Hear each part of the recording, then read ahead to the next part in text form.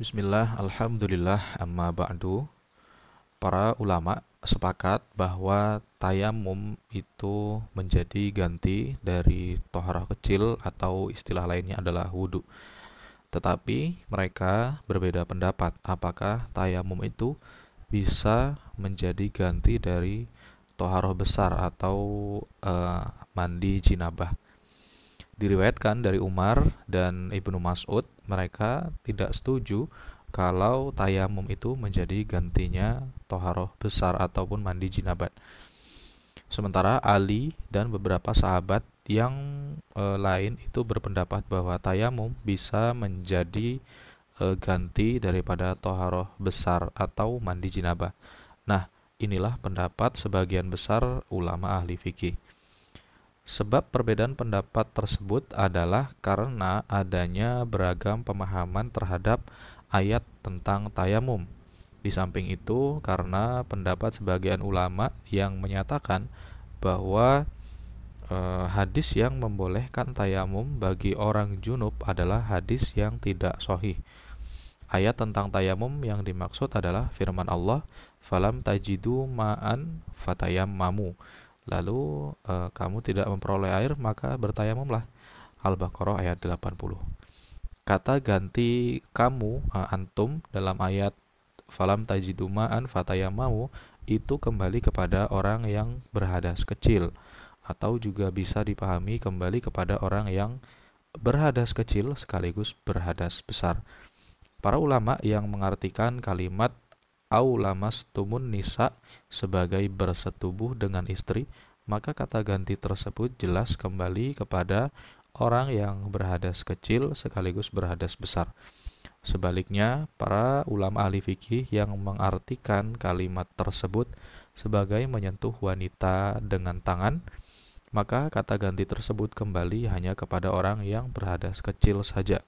Sebab lazimnya kata ganti itu kembali kepada kalimat yang terdekat, kecuali kalau ayat diacak sedemikian rupa sehingga susunannya menjadi sebagai berikut. Ya ayyuhalladzina amanu idza qumtum ilas shalah aw jaa ahadum minkum minal ghaid aw lamastumun nisa faghsilu wujuhakum wa aydiyakum ilal marafiq wamsahu birusikum warjulakum ilal ka'bain wa in kuntum junuban fatahharu wa in kuntum mardo aw ala safarin walam tajidu ma'an fatayammamu sha'idan thayyiban. Hai orang-orang yang beriman, apabila kamu hendak mengerjakan sholat atau kembali dari tempat buang air atau menyentuh perempuan, maka basuhlah mukamu dan tanganmu sampai dengan siku dan sapulah kepalamu dan basuh kakimu sampai dengan kedua mata kaki. Dan jika kamu junub, maka mandilah. Dan jika kamu sakit atau dalam perjalanan atau kembali dari tempat buang air atau menyentuh perempuan, lalu kamu tidak memperoleh air, maka bertayamumlah dengan tanah ataupun debu yang baik. Quran Surat Al-Maidah ayat 6.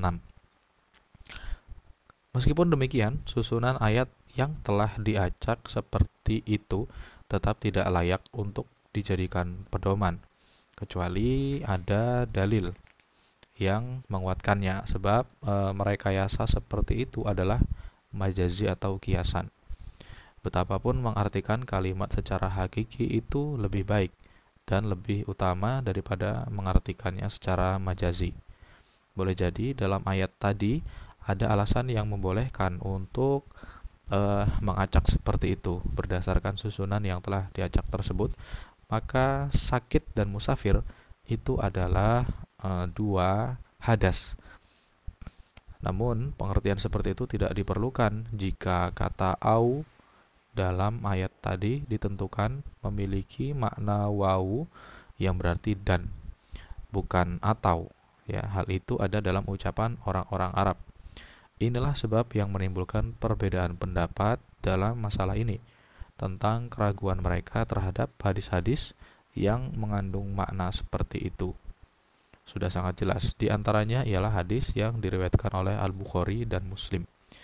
Anna rajulan ata Umar faqala ajnabtu falam ajadu alma faqala la tusalli faqala Ammar amma tadhkuru ya amiral mu'minin idza ana wa anta fi sariyatin fa ajnabana falam najid al-ma'a fa amma anta falam tusalli wa amma ana fatama'aktu fiturabi fa sallaitu faqala an-nabiyyu innama kana yakfika an tadriba biyadika thumma tanfukha fihima thumma tamsaha bihima wajhaka wa kaffaika faqala Umar ittaqillaha ya Ammar faqala in syi'ta lam uhadits bihi.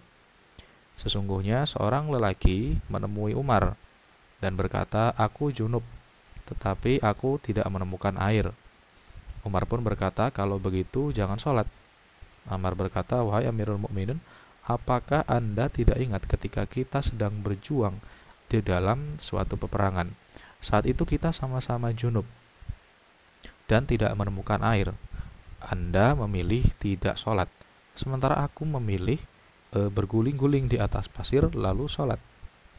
Kemudian Nabi bersabda, sesungguhnya kamu cukup memukulkan sepasang tanganmu pada debu, dan setelah meniupnya kamu usapkan pada wajah dan sepasang telapak tanganmu. Kemudian Umar berkata, takutlah kepada Allah, wahai Ammar. Ammar berkata, kalau mau aku tidak menceritakannya. Kemudian dalam versi riwayat lain disebutkan, sesungguhnya Umar berkata kepada Ammar, kami percaya kepadamu seperti kamu juga percaya kepadaku. Diriwayatkan oleh Muslim dari Syakik, ia berkata, ketika aku sedang duduk bersama Abdullah bin Mas'ud dan Abu Musa bertanya, wahai Abu Abdurrahman, bagaimana menurutmu jika ada seseorang yang junub dan ia tidak menemukan air selama 1 bulan? Bagaimana caranya ia sholat? Abdullah bin Mas'ud menjawab, ia tetap tidak boleh bertayamum, sekalipun ia tidak menemukan air selama 1 bulan. Abu Musa kemudian bertanya, lalu bagaimana dengan firman Allah, lalu kamu tidak memperoleh air, maka bertayamumlah dengan tanah yang baik. Kemudian Abdullah bin Mas'ud menjawab, seandainya ayat ini memberikan kemurahan kepada mereka, niscaya setiap mereka kedinginan karena air, mereka akan tayamum dengan menggunakan debu.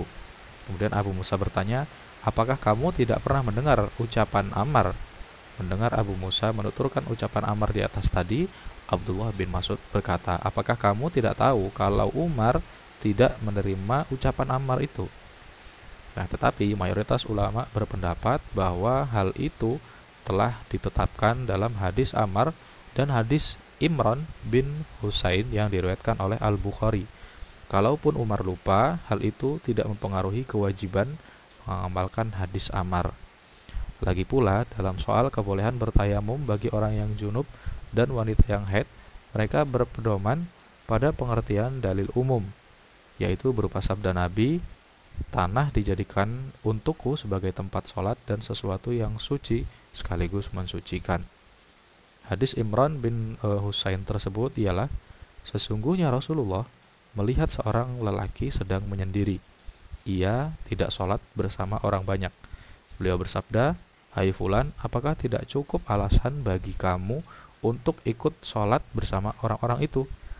Kemudian ia berkata, wahai Rasulullah, aku sedang terkena janabah, tetapi tidak ada air. Beliau bersabda, kamu bisa menggunakan debu, karena sesungguhnya debu sudah mencukupimu. Disebabkan adanya perbedaan dalam memahami hadis-hadis di atas, maka mereka pun berselisih tentang masalah apakah orang yang tidak menemukan air boleh menggauli istrinya ataukah tidak. Maksudnya, apakah orang yang junub boleh melakukan tayamum? Wallahu a'lam bishawab.